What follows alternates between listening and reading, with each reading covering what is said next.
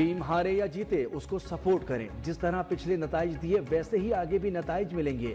Chairman P C B Mohsin Naqvi پر امید، کہا پی C B کو رضوان ٹیم اور سلیکشن ٹیم پر پورا بھروسہ ہے، نیشنل اسٹیڈیم اب پہلے سے بہتر ہو گیا۔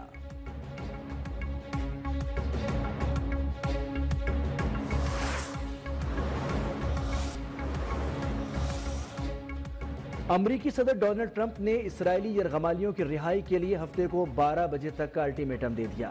سیز فائر معاہدہ ختم کرنے کی دھمکی، بولے اردن اور مصر پناہ گزینوں کو نہیں لیتے تو ان دونوں ممالک کی امداد بند کر سکتے ہیں۔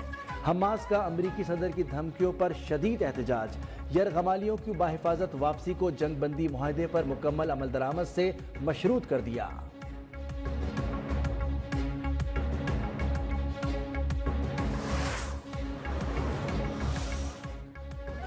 بھارتی وزیراعظم مودی کو ایک بار پھر سبکی کا سامنا، فرانسیسی صدر کا بھارتی وزیراعظم سے مصافحہ کرنے سے انکار۔ سوشل میڈیا پر وائرل ویڈیو میں دیکھا جا سکتا ہے مودی نے ہاتھ ملانے کی کوشش کی مگر فرانسیسی صدر نظر انداز کر گئے۔ فرانسیسی صدر پیرس میں مصنوعی ذہانت سے متعلق سمٹ میں شریک تھے۔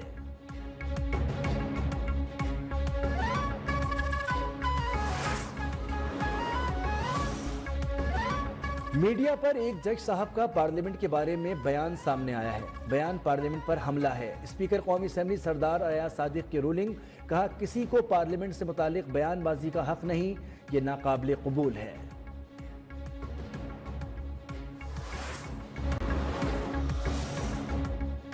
بانی پی ٹی آئی کا خط کمیٹی کو بھجوا دیا، اس معاملے کو آئینی بینچ نے ہی دیکھنا ہے۔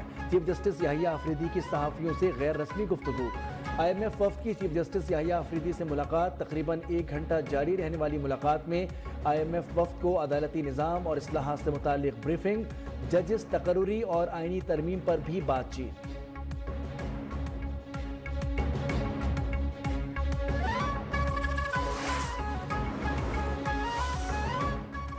ارکان پارلیمنٹ کی تنخواہوں کے معاملے پر تمام ایوان یکجا، پیپلز پارٹی، نون لیگ، جے یو آئی، نیشنل پارٹی سمیت تمام جماعتوں کا اتفاق۔ اپوزیشن ارکان کا پہلے اضافے کا مطالبہ، ایوان میں تنقید، اضافے کو حرام قرار دینے والے شاہد خٹک دستخط کرنے والوں میں شامل۔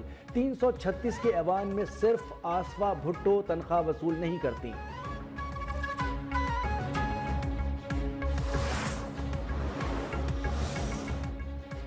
وزیر اعلیٰ مریم نواز کی زیر صدارت پنجاب کابینہ کا اجلاس، نگہبان رمضان پیکج کے لیے 30 ارب روپے کی منظوری، کہاں سرمایہ کار آئیں، انڈسٹری لگائیں اور کام کریں، کینسر کا جدید طریقہ علاج بھی متعارف کرانے کا فیصلہ۔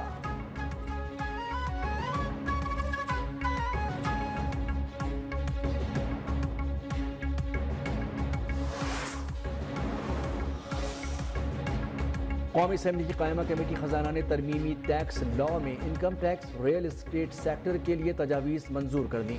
پراپرٹی خریداری کے لیے تھیش ہولڈ کا اختیار ایف بی آر سے لے کر وفاقی کابینہ کے سپرد کرنے کی تجویز بھی منظور۔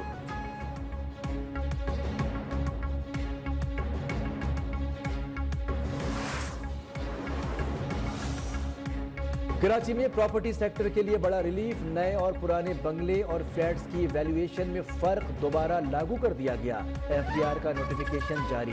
اب رہائشی گرے اسٹرکچر پر تعمیر شدہ حصے کی قدر مرحلہ وار کم ہو جائے گی۔ ڈیفنس کی کمرشل پراپرٹی کی قدر کم ہونے کے بجائے 15% زیادہ تصور ہوگی۔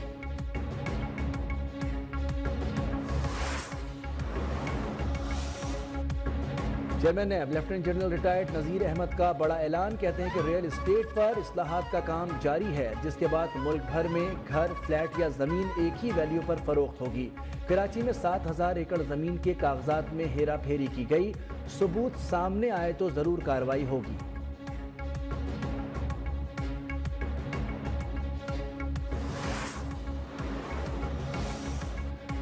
لاہور کے علاقے مزنگ میں اشتہاری کی گرفتاری کے لیے چھاپے کے دوران ملزمان کی مبینہ تشدد سے اے ایس آئی جاں بحق، ملزمان فرار۔